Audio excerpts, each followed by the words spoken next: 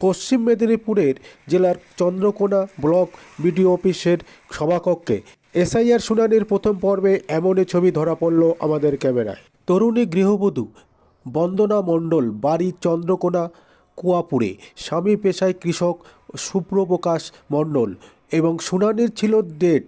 সেই শুনানির প্রথম পর্বে বিডিও অফিসে সভাকক্ষের দ্বিতীয় তলে ছিল শুনানি কেন্দ্র। ভিড়ে ঠাসা শুনানি কেন্দ্রে উপস্থিত বিডিও সহ 6জন AERO কমিশন নিযুক্ত এবং 6জন মাইক্রো অবজারভার। বিভিন্ন বুথের বিএলওরা এবং ব্লক প্রশাসন সূত্রে খবর, প্রথম পর্বে শুনানির জন্য 70 জনকে ডাকা হয় এবং শুনানি কেন্দ্রে যে যার প্রয়োজনীয় ডকুমেন্টস নিয়ে হাজির শুনানিতে ডাক পাওয়ার ভোটাররা। এবং শুনানি কেন্দ্রের নিচের তলায় তখন চেয়ারে বসে এক গর্ভবতী মহিলা। শুনানিতে বৃদ্ধ ও বৃদ্ধারাও। আপনারা দেখছেন নিউজ নদিয়া এক্সপ্রেস। চ্যানেলটিকে সাবস্ক্রাইব, লাইক, শেয়ার এবং ফেসবুক পেজটি ফলো করুন আর দেখতে থাকুন নিউজ নদিয়া এক্সপ্রেস। চলুন দেখে নেব সেই ছবি।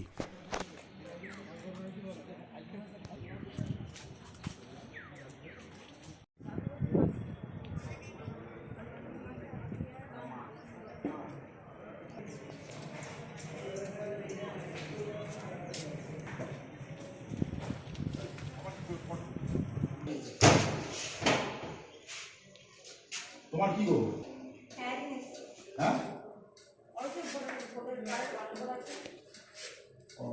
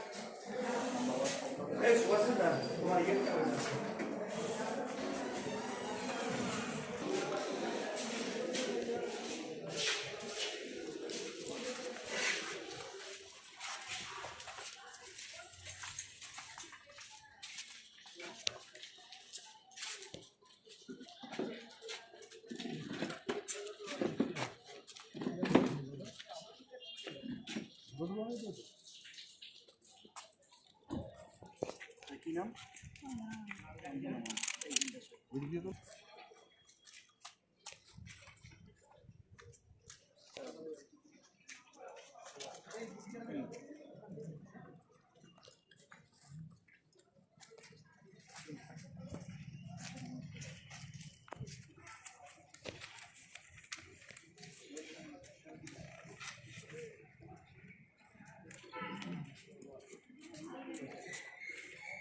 কারণ মনে শুনতে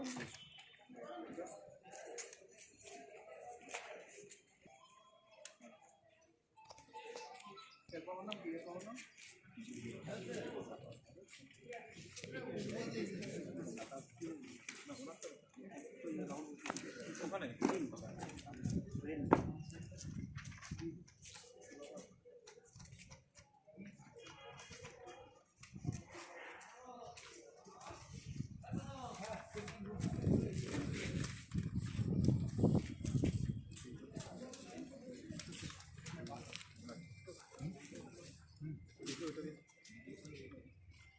সবগুলোকে একসঙ্গে রাখছো তো?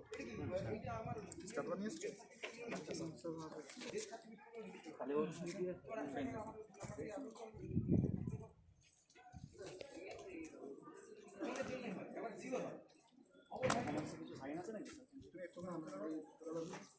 এটাকে ধরোই নি।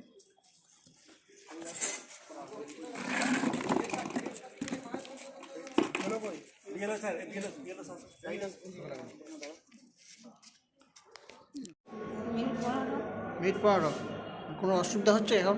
না না কোনো অসুবিধা নেই। কিন্তু আপনার স্বামী বলছে যে ডাক্তার আজকেই তার ডেট দিয়েছিলেন ডেলিভারি, ডেট দিয়েছি। আজকে দিয়েছিলেন, আজকে আবার আমাকে হেয়ারিংয়ে রেখেছে। আপনি কি আপনার বাবার নামে করেছিলেন, ফর্ম ফিল আপ করেছিলেন? কি নাম? বন্দনা মণ্ডল। আপনার আমার স্ত্রী। মানে হেয়ার শুনানিতে ডেকেছে কিসের জন্য? ওই ভোটার কার্ডের কোনো কিছু সমস্যা আছে হয়তো। আচ্ছা, কতক্ষণ বসে আছেন? ওই মিনিট 15। মিনিট পর। কোথায় বাড়ি আপনাদের? কুয়াপুর। কোয়াপুরে। আপনার স্ত্রী তো প্রসূতি, প্রেগনেন্ট তো, হুম। কী অবস্থা এখন? আজ 27 তারিখ, আজ ডেট ছিল, আজ হিয়ারিংয়ের জন্য ডাকা হয়েছে, আসছি। আজকে ডেট ছিল? হুম। ডেলিভারির ডেট ছিল আজকে? ডেলিভারি। শারীরিক অবস্থা কীরকম এখন? শারীরিক অবস্থা এখন আপাতত ভালো আছে। যে স্যারকে গাইডলাইন স্যারকে দেখানো হয়, সে বলেছিল 27 তারিখ যদি কোনো কিছু বুঝতে পারেন হসপিটালে ভর্তি করবেন, নাহলে আমার কাছে আবার আসতে হবে। আর এই সময় যদি কোনো কিছু বুঝতে পারেন বা সমস্যা হয় তখন হসপিটাল নিয়ে যেতে হবে। তাহলে এই কাজটা এই কাজটা স্যারের সঙ্গে কথা বলতে হবে। আমি কি জানিয়েছেন এখন যে আপনার হ্যাঁ, স্যারকে জানানো আছে। কি নিচে নিচে এসে আসবে বলে? নিচে আসবে বললো স্যার। উপরে নিয়ে যেতে বারণ করেছে? হুম। কী নাম স্ত্রী? স্ত্রীর নাম বন্দনা মণ্ডল। এটা কি প্রথম সন্তান না এটা দ্বিতীয় সন্তান। দ্বিতীয়? প্রথম সন্তান মেয়ে। হুম। আচ্ছা আচ্ছা। আপনার নাম? সুব্রপ্রকাশ মণ্ডল।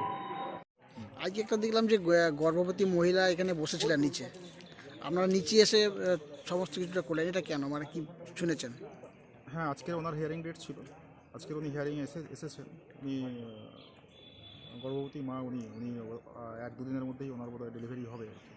তাই ওনার যাতে কষ্ট না হয়, তাই জন্য আমরা ওনার কাছে এসেই হিয়ারিংটা নিলাম। না, আর মূলত কিছুর জন্য আসছে, ডাকা হয়, নোটিশ করা হয়েছিল এটা? হ্যাঁ, ওনাকে সেল ম্যাপিংয়ে আমাকে পাওয়া যায়নি বা প্রোজেনি ম্যাপিংয়ে পাওয়া যায়নি ওনার, তাই জন্য নো ম্যাপিং হয়েছে। রিকোয়ার্ড ডকুমেন্ট উনি সাবমিট করেছেন, যা ডকুমেন্ট সাবমিট করেছেন আমরা ইলেকশন কমিশনের যা নির্দেশিকা আছে সেই নির্দেশিকা মেনে আমরা ওটা ডিইওর কাছে ফরওয়ার্ড করব। ওনার যাতে কষ্ট না হয় তাই জন্য আমরা ওনার কাছে এসেই ওনার হিয়ারিংটা নিয়ে নিলাম। ওনার স্বামী যেটা বললেন যে আজকে নাকি ডাক্তারবাবু বলেছেন যে সম্ভাব্য ডেলিভারি ডেট আজকে দিয়েছিলেন। হ্যাঁ, তার জন্যই আমরা উনি এখনই এসেছেন, আমরা সঙ্গে সঙ্গে ওনাকে ছেড়ে দিলাম। আমরা বসিয়ে রাখার নেই। না, যাতে ওনার কোনো প্রবলেম না হয়।